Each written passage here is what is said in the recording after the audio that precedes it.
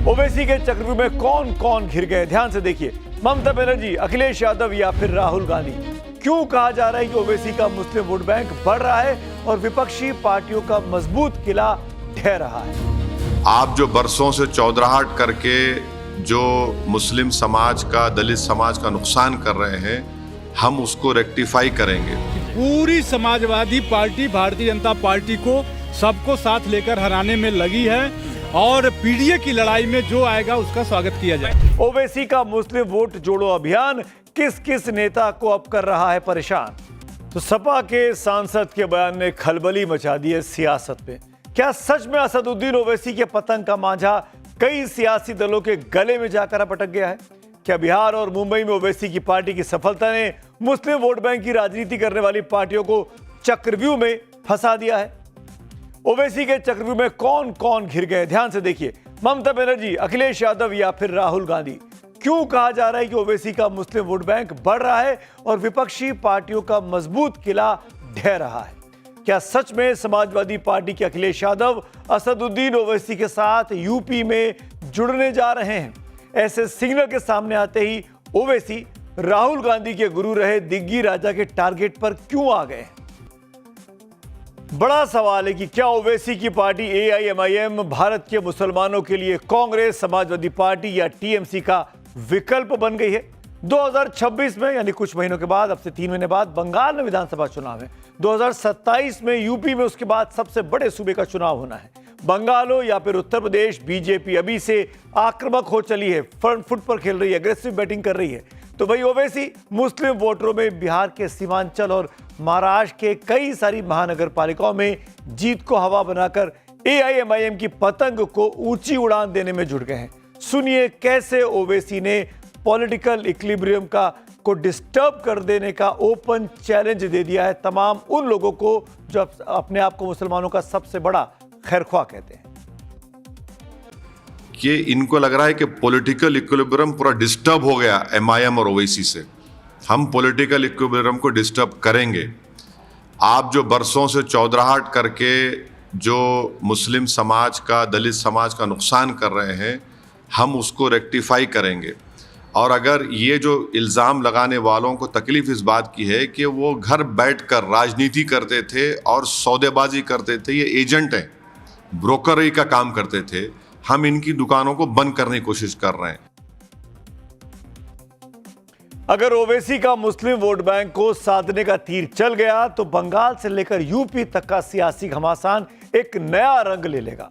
मुस्लिम vote bank में बिखराव होगा और ममता बनर्जी के साथ साथ अखिलेश यादव की परेशानियां बढ़ सकती हैं। क्या इसी वजह से अखिलेश यादव के सांसद रमाशंकर राजभर ने ओवैसी की पीडीए में एंट्री के संकेत दे दिए हैं? सुनिए अखिलेश के सांसद। ये एमआईएम भी चुनौती बन गया आप लोगों के लिए। बीएमसी और बिहार के रिजल्ट के बाद आजमगढ़ में नया कार्यालय खोल दिया उन्होंने। देखिए, पूरा प्रदेश जान रहा है और पूरा देश जान रहा है कि समाजवादी पार्टी ही भारतीय जनता पार्टी को हरा सकती है। इसलिए इस लड़ाई में सबको साथ आना चाहिए। सांसद जी फिर से स्पष्ट कर दीजिए, क्या एमआईएम को भी चाहेंगे आप लोग कि आप लोग के साथ गठबंधन? मैंने कहा तो आपसे कि पूरी समाजवादी पार्टी भारतीय जनता पार्टी को सबको साथ लेकर हराने में लगी है और पीडीए की लड़ाई में जो आएगा उसका स्वागत किया जाए। ये बता दीजिए, क्या एमआईएम का नाम आया बैठक में? इतना बता दीजिए बस। आप बहुत लोकतांत्रिक हैं। मैंने कहा ना, मैंने कहा तो आपको कि पीडीए की लड़ाई में जो आगे साथ उसका स्वागत किया जाए। सुना आपने, बार बार पूछा गया, राजभर साहब से एक बार भी इनकार नहीं किया कि ओवैसी का नाम या एमआईएम का नाम नहीं आया। तो उत्तर प्रदेश की सलेमपुर लोकसभा सीट से सांसद रमाशंकर राजभर के इस बयान के सामने आने के बाद यूपी की सियासत में एक तरीके से पिछले 24 घंटे में भूचाल आ गया है। कल अखिलेश यादव अपने सभी सांसदों के साथ बैठक कर चुके हैं। 2027 में होने जा रहे, यानी अगले साल होने जा रहे यूपी विधानसभा चुनाव की रणनीति पर मंथन किया गया है और उसके बाद उनके सांसद ने ओवैसी के पीडीए में शामिल होने की जरूरत की तरफ इशारा किया है। समाजवादी पार्टी बौखलाई हुई है। अखिलेश यादव जी हमारे नेता के खिलाफ दुष्प्रचार करने के लिए 41 सांसदों को ट्रेनिंग दी गई आज, लेकिन जनता में बैरिस्टर ओवैसी साहब के प्रति जो सम्मान है, जो अपार प्रेम है, वो इस बात का संकेत है कि उत्तर प्रदेश में हम लोग कम से कम 30 विधायक जीतने जा रहे हैं। अगर आपकी इस सिलसिले में बात हुई है और आपका बयान अखिलेश जी की मर्जी अनुसार है, तो यही बयान आप अखिलेश यादव जी से कहलवा दीजिए कि वो स्वागत करते हैं हमारा।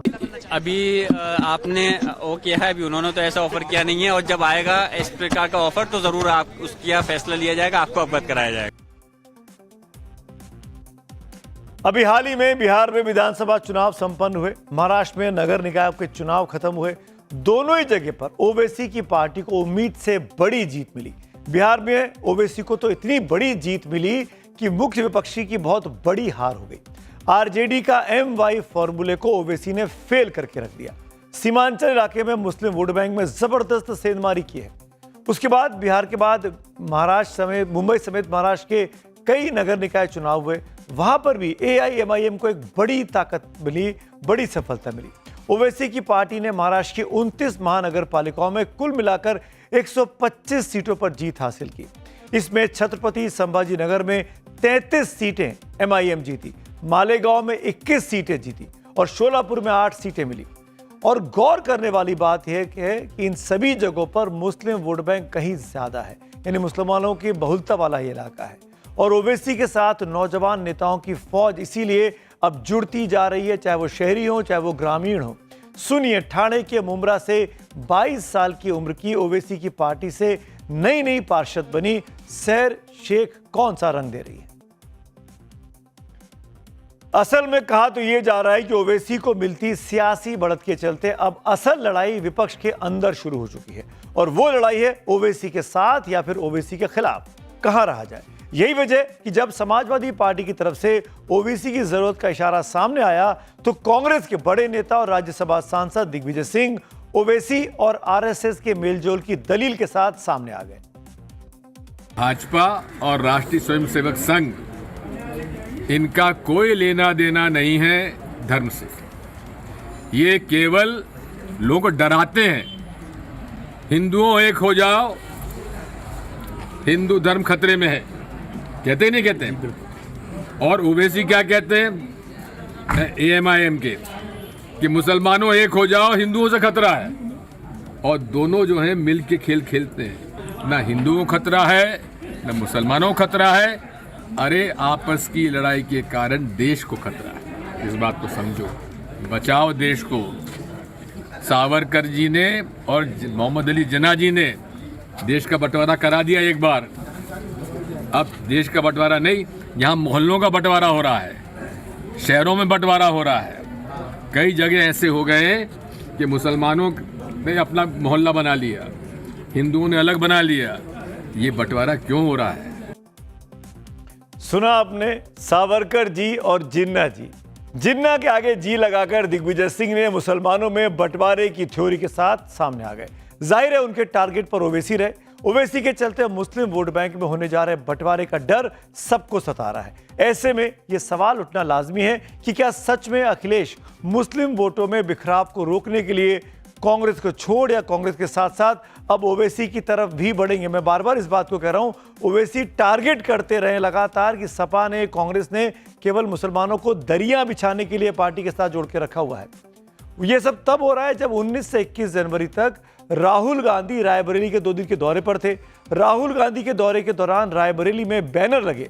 बैनरों में राहुल गांधी और अखिलेश यादव को 2027 और 2029 के लिए इंडिया गठबंधन का कप्तान और PDA का रक्षक बताया गया।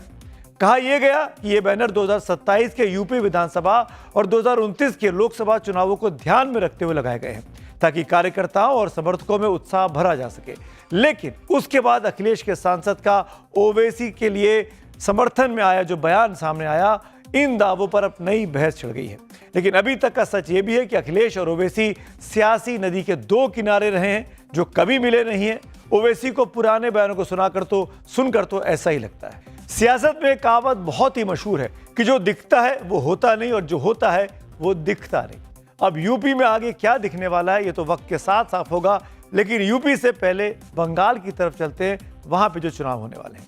AIMIM का दावा है कि बंगाल में भी ओवैसी की बड़ी तैयारी है।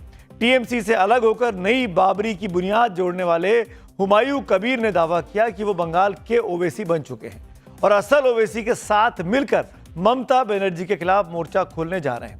सुनिए, हुमायूं कबीर की पार्टी की स्थापना के समय हजारों समर्थकों के साथ आए ओवैसी की पार्टी के नेता ने क्या दावा किया था। उनके कितने लोग आए हैं यहाँ पे? अभी तक तकरीबन उन्होंने पर्सनल खुद गाड़ी करके 5-6 हजार आदमी अभी तो दिखाई दे रहा है। AIM के पहुंचे हुए। AIM का पहुंच। तो लोगों की क्या डिमांड हो रही है? लोग क्या चाहते हैं? लोग चाह रहे हैं कि गठबंधन हुमायूं जी से गठबंधन हो, मिल के लड़े, ताकि आसानी से बीजेपी और टीएमसी को हरा सके। तो आप देख रहे हैं किस तरीके से ओवैसी की पार्टी को वेलकम किया जा रहा है। क्या सच में मुसलमानों की पहली पसंद ओवैसी बन गए? क्या AIMIM मुसलमानों के लिए कांग्रेस, समाजवादी पार्टी या टीएमसी का विकल्प बन गई है? इस पर देश के अलग अलग इलाकों के मुसलमानों की क्या राय है, यह भी आज सुनना बहुत जरूरी है। ओवैसी जी की जो झूठी बातें हैं, जो उन्होंने लोगों को गुमराह करके जो हमारे मुसलमान भाइयों को वोट लेते हैं, ये ज़्यादा दिन नहीं चलने वाला सर। ये एक्सीडेंटल नगर सेवक उनके जितने आए हैं एक्सीडेंटल नगर सेवक हैं। ये आने वाले दिन में इनके विकास के नाम पे कुछ काम नहीं कर पाएंगे। अगले चुनाव तक सब खुश हो जाएंगे सर। बुरखे वाली क्यों बनेगी प्रधानमंत्री? बगैर बुरखे की भी तो बन सकती है। ये हमारी बहन खड़ी है बुरखे वाली, तो ये बन सकती है और हम नहीं बन सकते।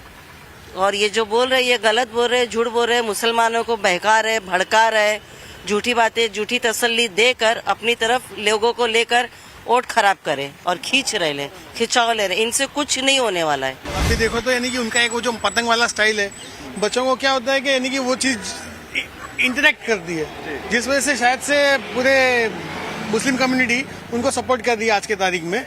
बट देखने वाली बात ये होगी कि आगे जाके ये क्या करते हैं। बात वो तो करते हैं अपनी, मगर ये कि वो भड़काने वाली बात भी मुसलमानों के करीबी और हिंदू मुस्लिम की बात, तो वो सब नहीं होना चाहिए मेरा मतलब।